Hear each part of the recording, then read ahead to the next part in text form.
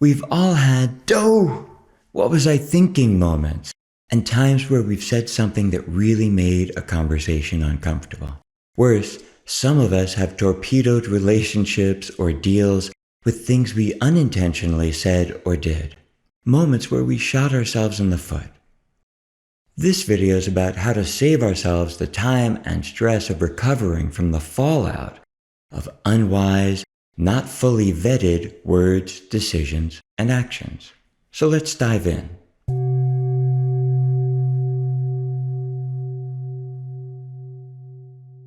We need to make so many decisions, often on the fly, and we spend a lot of time thinking, strategizing, planning, and calling the shots.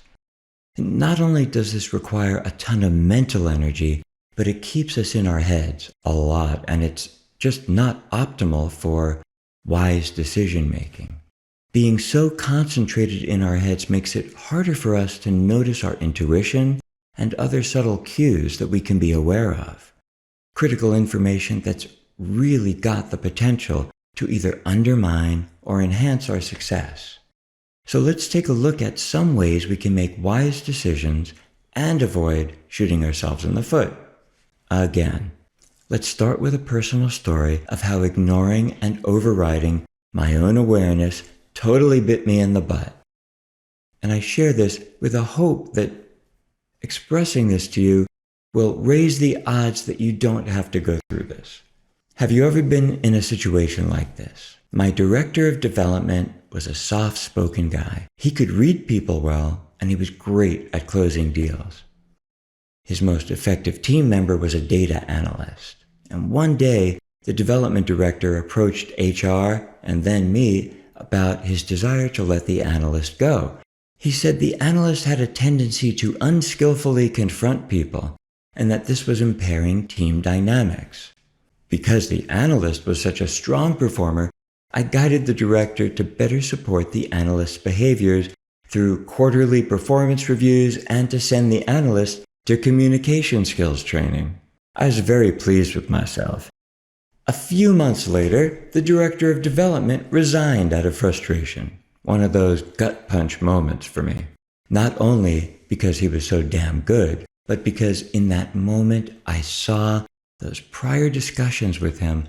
They all flashed through my mind, and I knew I had contributed to his exit. It was obvious to me that I likely could have prevented it. I failed to really listen to him, to pay attention to that discomfort he was expressing. I did see it. I had a momentary awareness that I needed to better address what was going on for him. But I was so caught up in my narrative of being too busy to deal with it and fooling myself into believing that this would resolve itself, that I ultimately let him and my team down. This was not my shining moment as a CEO. We'll come back to this because it got worse. But first, let's address the essential concept of awareness and its importance in this context. Then we'll look at how big a difference greater awareness is and can be in our role as CEOs. Awareness is the experience of being present to what is. It's about bringing our attention to what's going on around us and within us. It's about being tuned in to our own feelings and motives, as well as sensing the feelings, moods, and behaviors of others to the degree we're able, in real time, now. And all this without adding stories or interpretations to what we are becoming aware of. Now, in my situation, I knew. I was aware when my director came to me that he was very uncomfortable with how in-your-face the analyst could be. How did I know? Even though he didn't bring that up, I had observed it in meetings. I saw the director's eyes look downward when the analyst would get intense in meetings. I was aware of hearing like this subtle shift in his voice that was less assured, less empowered. But my desire to retain the analyst for what he brought to the team caused me to override my gut, my instinct, and my awareness that this was not going to end well. I knew it. We're all capable of being aware of what we sense in ourselves and others, and it's actually quite natural for us.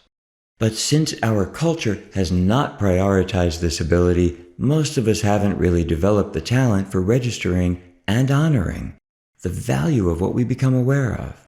But we have the potential for it, and the more we practice, the better at being aware and present we become. Awareness is like a muscle that grows stronger with consistent exercise. And this exercise is imperative for us to becoming higher functioning conscious leaders. I see people I work with ramp up their capacity to be aware all the time. It's well within reach. And what's more, awareness is perhaps one of the most potent tools that we have at our disposal. To better understand the power of awareness, let's look at some far-reaching impacts expanded awareness can have. Factors that don't get enough attention problematically move under the radar. And this doesn't serve us because we need all the information to make wise decisions. Or when facing a time crunch, we can miss potential opportunities or consequences because we're so focused on making a time-sensitive decision versus a wise one. It's not that we're unwise, but we can, without a doubt, ensure we are more aware than we normally are.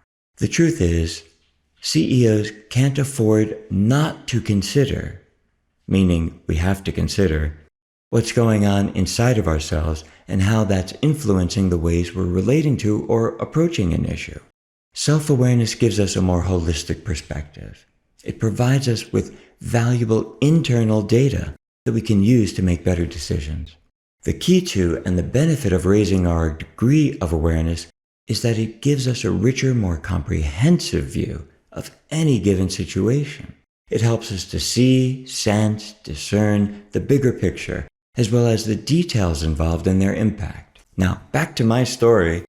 Unfortunately, as I described earlier, I muted my awareness and ignored my gut feeling when the director of development wanted to terminate the analyst. I knew it would be very difficult for the development director to deal with his discomfort in managing the analyst.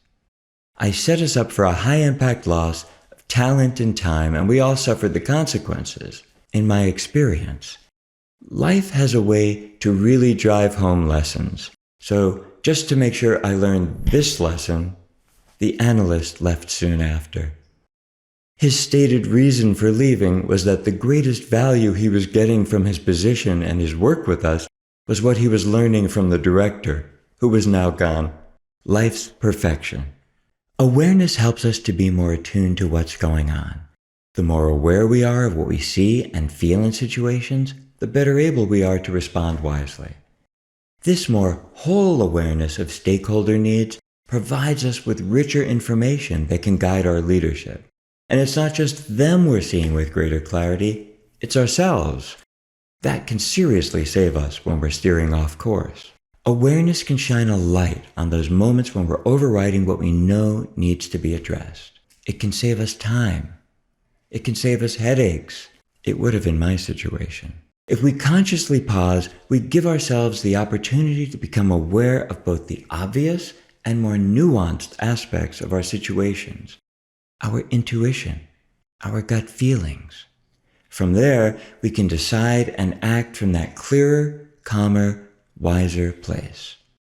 Awareness doesn't even have to take more time up front, but it can certainly save us time and stress of recovering from the fallout of our unwise decisions. In my situation, had I allowed myself to stop, breathe, and fully consider what I was without a doubt aware of, sensing, and feeling, I could have chosen a far better course of action for my team and the company.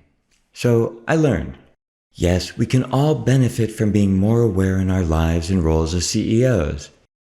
It may not be our normal way of operating, but it is natural.